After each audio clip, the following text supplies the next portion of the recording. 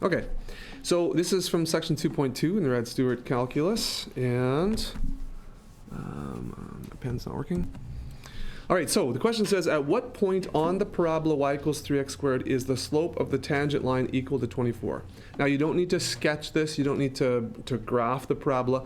However, if you're a visual person like me, and you know a little bit about the parabola, that it is, we have a positive 3 as an a value. So that means it opens upward, and it's a little bit narrow. But it isn't moving left or right, because the transformations there's no x plus or minus anything, and there's no plus or minus any constant outside the x squared term.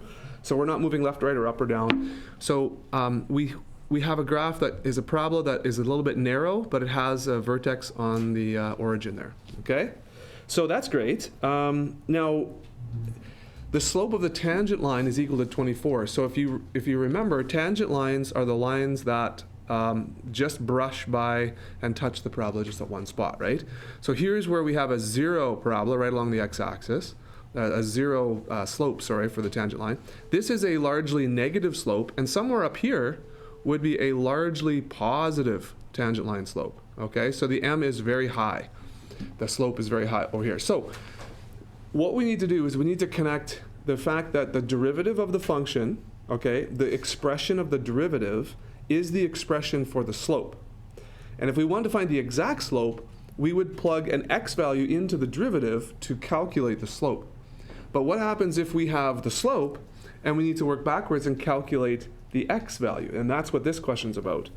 So the derivative of this function, okay, so you remember our rules. The power rule says we'll take the exponent, we'll bring it down, and we'll multiply it by the number that's already in front as a coefficient. So 3 times 2 is 6, and then we'll subtract 1 from the coefficient on the x, and that's going to be just 6x to the power of 1, or just 6x. So this is the expression for the slope, okay? So that equals the slope expression. So if I know that the slope is given to me as 24, look what I do. I do 6x equals 24.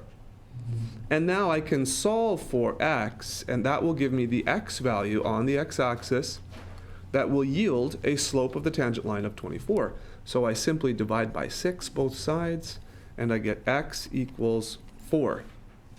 So that, the 4 value is the x value that will give us a slope of 24 for a tangent. Now, at what point, so the key here is point, right? So I've got my x value. Now I simply go back to my original equation, y equals 3x squared, and I plug 4 in for x, and that will give me my y value, okay? So 3 times 4 squared, that's 3 times 16, that's 30, and another 18 is 48. So 48. So the point is the point is 4, 48.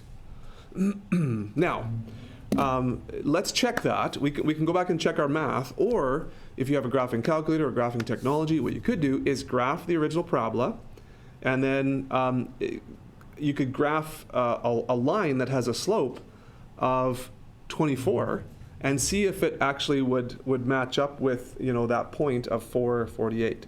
So you could check it that way and just see if it's reasonable. It obviously, we're looking for an x value that's positive, so x equals 4 looks like it could be reasonable. I'm going to sketch this now, and I'll show you what I mean. So I'm going to plot 3x squared. There's the red parabola. I'm also going to plot a line that has a slope of 24. So notice that I've put a kind of a slider on B there. If you're using Desmos, this is really handy.